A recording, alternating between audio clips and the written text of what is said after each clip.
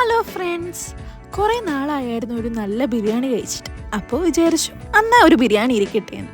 എങ്ങനെയാണ് ഉണ്ടാക്കുന്നതെന്ന് നോക്കാം. കഴുകി വൃത്തിയാക്കി വെച്ചിരിക്കുന്ന 800 ഗ്രാം ചിക്കനിലേക്ക് 3/4 ടീസ്പൂൺ ഉപ്പ്, 1/2 ടീസ്പൂൺ മഞ്ഞൾപ്പൊടി, 1 ടീസ്പൂൺ കുരുമുളക് പൊടി, 1 ടീസ്പൂൺ മുളക് പൊടി, പകുതി നാരങ്ങയുടെ നീര് ചേർത്ത് നന്നായിട്ട് ഇളക്കി കൊടുത്ത് മാറ്റി വെക്കാം. അടുപ്പിലേക്ക് ഒരു പാത്രം വെച്ചിട്ട് കുറച്ച് എണ്ണ ഒഴിച്ചു കൊടുക്കാം. 3 സവോള അരിഞ്ഞതും ലേശം ഉപ്പും ചേർത്ത് അത് വറുത്ത് കോരാം.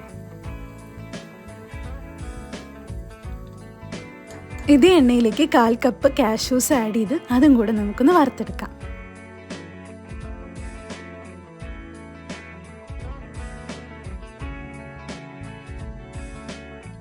കാൽ കപ്പ് ഉണക്കമുന്തിരിയും കൂടെ വറുത്തെടുക്കാം.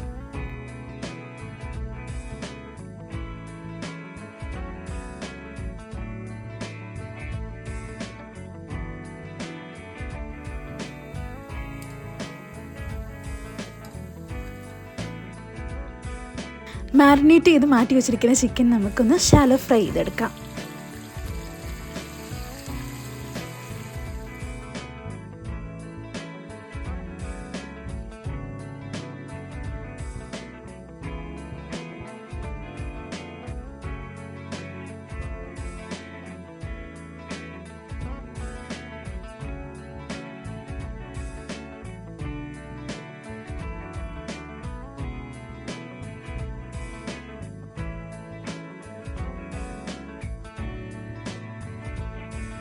അടുപ്പിലേക്ക് ഒരു പാത്രം വെച്ച് 3 ടേബിൾ സ്പൂൺ എണ്ണ ഒഴിച്ചു കൊടുക്കാം. ഞാൻ നേരത്തെ ചിക്കൻ വറുത്ത എണ്ണ തന്നെയാണ് ഉപയോഗിക്കുന്നത്. 2 ടേബിൾ സ്പൂൺ നെയ്യും കൂടെ ചേർത്ത് കൊടുക്കാം.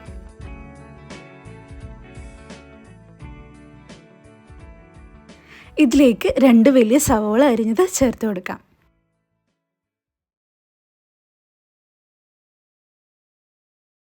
ഇതിലേക്ക് 2 ടേബിൾ സ്പൂൺ വെളുത്തുള്ളി ചതച്ചത് നമുക്ക് ചേർത്ത് കൊടുക്കാം, അല്ലെങ്കിൽ പേസ്റ്റ് ആണെങ്കിലും മതി. 2 ടേബിൾ സ്പൂൺ ഇഞ്ചി പേസ്റ്റും കൂടെ ചേർത്ത് കൊടുക്കാം. നല്ല എരിവിന് വേണ്ടി നമുക്ക് കുറച്ച് പച്ചമുളക് ചതച്ചതും കൂടെ ചേർത്ത് കൊടുക്കാം. ഞാൻ ഒരു 10 പച്ചമുളകാണ് എടുത്തിട്ടുള്ളത്, അത് ചതച്ചാണ് ചേർത്ത് കൊടുത്തിരിക്കുന്നത്. ഇത് നന്നായിട്ട് ഇളക്കി കൊടുക്കാം. ഇത് ലേശം ഒന്ന് വരണ്ട് കഴിയുമ്പോൾ നമ്മൾ നേരത്തെ ഷാലോ ഫ്രൈ ചെയ്ത ചിക്കൻ ചേർത്ത് നന്നായി ഇളക്കി കൊടുക്കാം.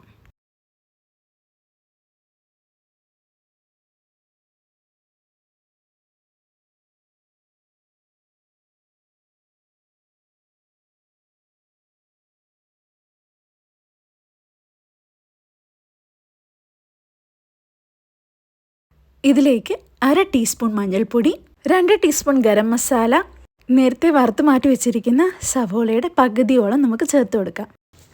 ആവശ്യത്തിന് ഉപ്പ് ഞാൻ ചേർത്ത് കൊടുത്തിട്ടുണ്ട്. പിന്നെ ഇതിലേക്ക് ചെറുതായിട്ട് അരിഞ്ഞ 1/2 കപ്പ് മല്ലിയിലയും 1/2 കപ്പ് പുതിനയിലയും കൂടെ ചേർത്ത് കൊടുക്കാം. പിന്നെ ലാസ്റ്റായിട്ട് നമുക്ക് 2 ടേബിൾ സ്പൂൺ തൈരും കൂടെ ചേർത്ത് കൊടുക്കാം.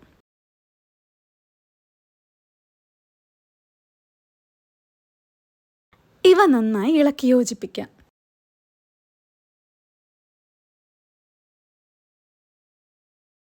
മീഡിയം ഫ്ലെയിമിൽ ഒരു 10 തൊട്ട് 15 മിനിറ്റ് വരെ നമുക്കിതൊന്ന് കുക്ക് ചെയ്തെടുക്കാം. അരി വേവിക്കാൻ വേണ്ടി ഒരു പാത്രത്തിലേക്ക് 2 ടേബിൾ സ്പൂൺ നെയ്യ് ഒഴിക്കുക.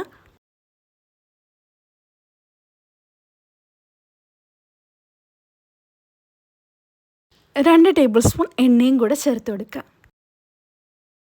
നല്ല ഫ്ലേവർ കിട്ടുന്നതിന് വേണ്ടി നമുക്ക് 7 ഏലക്കയും 4 കറുവപ്പട്ടയും 7 ഗ്രാമ്പും കൂടെ ചേർത്ത് കൊടുക്കാം. ഇത് എണ്ണയിൽ പൊട്ടി കഴിയുമ്പോഴത്തേക്ക് അതിലേക്ക് 4.5 കപ്പ് വെള്ളം ഒഴിച്ചു കൊടുക്കാം.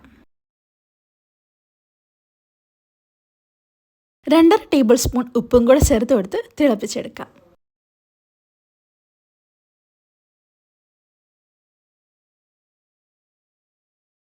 തിളച്ച വെള്ളത്തിലേക്ക് 3 കപ്പ് ബസുമതി അരി ഇട്ട് കൊടുക്കാം. ഒന്നുകൂടെ തിളയ്ക്കുന്ന വരെ തുറന്ന് വെച്ച് വേണം നമ്മളിതൊന്ന് വേവിക്കാൻ.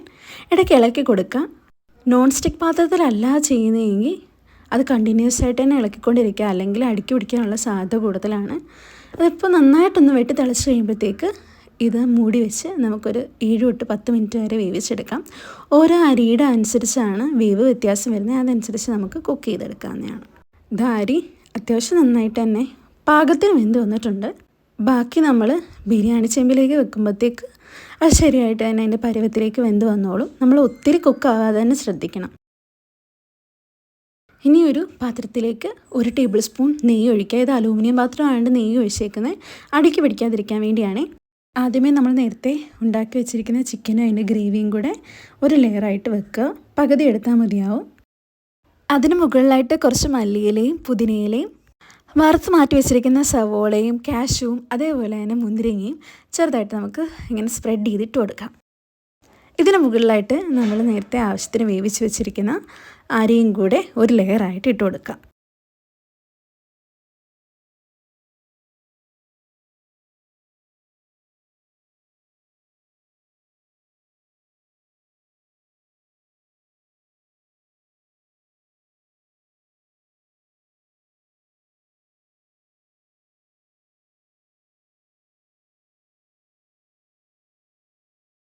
ഇതിന് മുകളിലായിട്ട് വീണ്ടും മല്ലിയിലയും പുതിനയിലയും വറുത്ത് വെച്ചിരിക്കുന്ന സവോളയും കാഷ്യൂവും മുന്തിരിങ്ങയും കൂടി ഇട്ട് കൊടുക്കുക. എന്നിട്ട് അതിന് മുകളിലായിട്ട് നമ്മൾ ചിക്കൻ ഇട്ട് കൊടുക്കുക. വീണ്ടും നമ്മളുടെ അരി ഇട്ട് കൊടുക്കാം.